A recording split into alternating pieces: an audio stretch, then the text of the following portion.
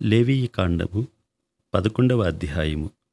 మరియు యెహోవా మోషే అహరోనులకు ఇలాగు సెలవిచ్చెను. మీరు ఇశ్రాయేలీయులతో ఇట్లనుడి, భూమి మీదనున్న జీవులన్నిటిలోనూ మీరు ఈ జీవులను మాత్రము తినవచ్చును. జంతువులలో ఏది డెక్కలు గలదై నెమరు వేయునో దాని తినవచ్చును. గాని నెమరు వేయు వాటిలోనూ 2 డెక్కలు గల వాటిలోనూ వీటిని తినకూడదు. ఒంటె నెమరు వేయును గాని దానికి 2 డెక్కలు లేవు గనుక అది మీకు అపవిత్రము. పొట్టి కుందేలు నెమరు వేయును గాని దానికి 2 డెక్కలు లేవు గనుక అది మీకు అపవిత్రము. కుందేలు నెమరు వేయును గాని దానికి 2 డెక్కలు లేవు గనుక అది మీకు అపవిత్రము. పంది విడుగా నుండు 2 డెక్కలు గలది గాని అది నెమరు వేయదు గనుక అది మీకు అపవిత్రము. వాటి మాంసమును మీరు తినకూడదు. వాటి కళేబరములను ముట్టకూడదు, అవి మీకు అపవిత్రములు. జలచరములన్నిటిలోనూ వీటిని తినవచ్చును. సముద్రములోనేమి, నదుల్లోనేమి, ఏ నీళ్లలోనేమి వేటికి రెక్కలు పొలుసులు ఉండునో వాటిని తినవచ్చును. సముద్రములలోనేమి, నదుల్లోనేమి, సమస్త జలచరములలోనూ, సమస్త జల జంతువులలోనూ వేటికి రెక్కలు పొలుసులు ఉండవో అవన్నీయు మీకు హేయములు. అవి మీకు హేయములుగానే ఉండవలెను. వాటి మాంసమును తినకూడదు. వాటి కళేబరములను హేయములుగా ఎంచుకొనవలెను. నీళ్లలో దేనికి రెక్కలు పొలుసులు ఉండవో అది మీకు హేయము. పక్షులలో వీటిని హేయములుగా ఎంచుకొనవలెను. వీటిని తినవద్దు. ఇవి హేయములు: పక్షిరాజు, పెద్ద బోరువ, క్రౌంచ పక్షి, గద్ద, తెల్లగెద్ద, ప్రతివిధమైన గద్ద, ప్రతివిధమైన కాకి, నిప్పు కోడి, కపిరిగాడు, కోకిల, ప్రతివిధమైన డేగ, పైగిడి కంటె, చెరువు కాకి, గుడ్లగూబ, హంస, గూడబాతు, నల్లబోరువ, శంకువుడి కొంగ, ప్రతివిధమైన కొంగ, కుకుడు గువ్వ, గబ్బిలము. రెక్కలు కలిగి 4 కాళ్లతో చరించు చరములన్నీయు మీకు హేయములు. అయితే 4 కాళ్లతో చరించుచు నేల గంతులు వేయుటకు కాళ్ల మీద తొడలు గల పురుగులన్నీయు తినవచ్చును. నేత మిడత గాని, చిన్న మిడత గాని, ఆకుమిడత గాని మిడతలలో ప్రతివిధమైనది తినవచ్చును. 4 కాళ్ళు గల పురుగులన్నీయు మీకు హేయములు. వాటి వలన మీరు అపవిత్రులగుదురు. వాటి కళేబరములను ముట్టిన ప్రతివాడు సాయంకాలం వరకు అపవిత్రుడగును. వాటి కళేబరములలో కొంచెమైనను మోసిన ప్రతివాడు తన బట్టలు ఉదుకుకొని సాయంకాలం వరకు అపవిత్రుడగును. 2 డెక్కలు గల జంతువులన్నిటిలో విడిగా చీలిన డెక్కలు లేకయు నెమరు వేయకయు నుండినవి మీకు అపవిత్రములు. వాటి కళేబరములను ముట్టిన ప్రతివాడు అపవిత్రుడగును. 4 కాళ్లతో నడుచు సమస్త జీవరాశులలో ఏవి అరకాలితో నడుచునో అవన్నీయు అపవిత్రములు. వాటి కళేబరములను ముట్టిన ప్రతివాడు సాయంకాలం వరకు అపవిత్రుడగును.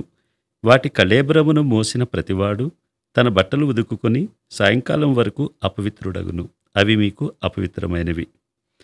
నేల మీద ప్రాకు జీవరాశులలో మీకు అపవిత్రమైనవి ఏవేవనగా చిన్న ముంగిస, చిన్న పందికొక్కు, ప్రతివిధమైన బల్లి, ఊసరవెల్లి, నేల మొసలి, తొండ, సరటము, అడవి ఎలుక. ప్రాకువాటిలో ఇవి మీకు అపవిత్రములు.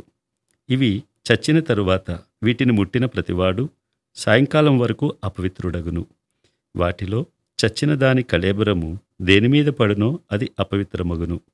అది చెక్కపాత్రయే గాని, బట్టయే గాని, చర్మమే గాని, సంచియే గాని, పనిచేయు ఉపకరణము ఏదియు గాని అయిన ఎడల దానిని నీళ్లలో వేయవలెను.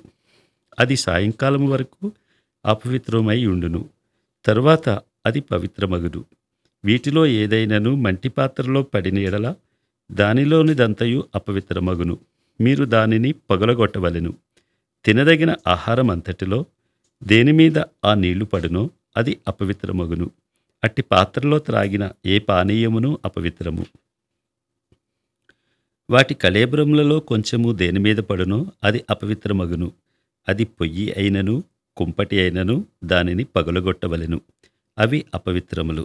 అవి మీకు అపవిత్రములుగా ఉండవలెను. అయితే విస్తారమైన నీళ్లు గల ఊటలో గాని గుంటలో గాని కళేబరము పడినను ఆ నీళ్లు అపవిత్రములు కావు గాని కళేబరమునకు తగిలినది అపవిత్రమగును.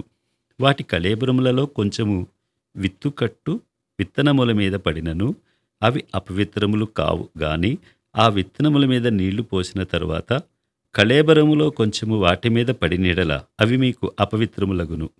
మీరు తినదగిన జంతువులలో ఏదైనను చచ్చిన ఎడల దాని కళేబరమును ముట్టువాడు సాయంకాలం వరకు అపవిత్రుడగును.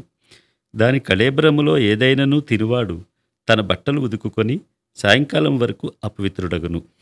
దాని కళేబరమును మోయివాడు తన బట్టలు ఉదుకుకొని సాయంకాలం వరకు అపవిత్రుడగును. నేల మీద ప్రాకు జీవరాశులన్నయూ హేయములు, వాటిని తినకూడదు. నేల మీద ప్రాకు జీవరాశులన్నిటిలో కడుపుతో చరించు దానినైనను 4 కాళ్లతో చరించు దానినైనను చాలా కాళ్ళు గల దానినైనను మీరు తినకూడదు. అవి హేయములు. ప్రాకు జీవరాశులలో దేనినైనను తిని మిమ్ముని మీరు హేయపరచుకొనకూడదు.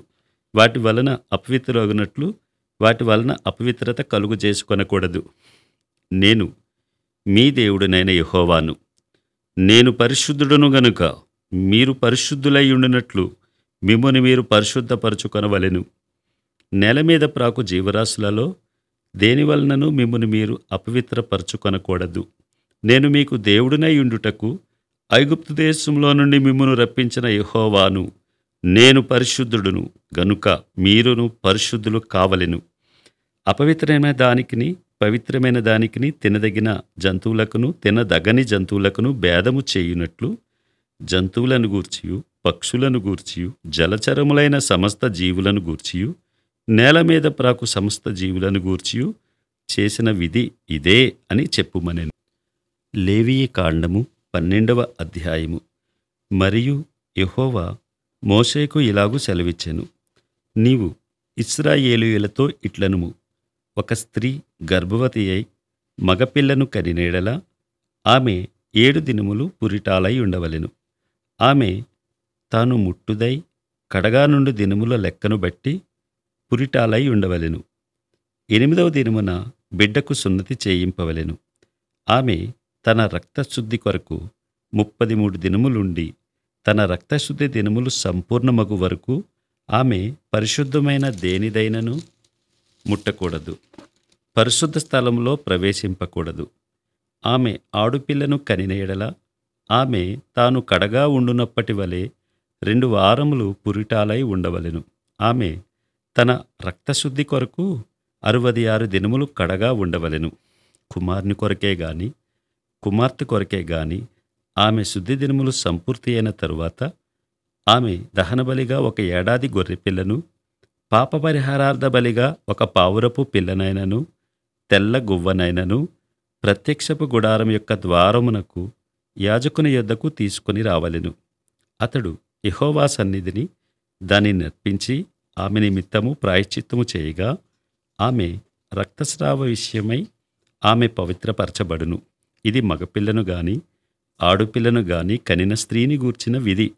ఆమె గొర్రెపిల్లను తేజాలని ఎడల ఆమె 2 తెల్ల గువ్వలనైనను 2 పావురపు పిల్లలనైనను దహనబలిగా ఒకదానిని, పాపపరిహారార్థ బలిగా ఒకదానిని తీసుకొని రావలెను. యాజకుడు ఆమె నిమిత్తము ప్రాయశ్చిత్తము చేయగా ఆమెకు పవిత్రత కలుగును.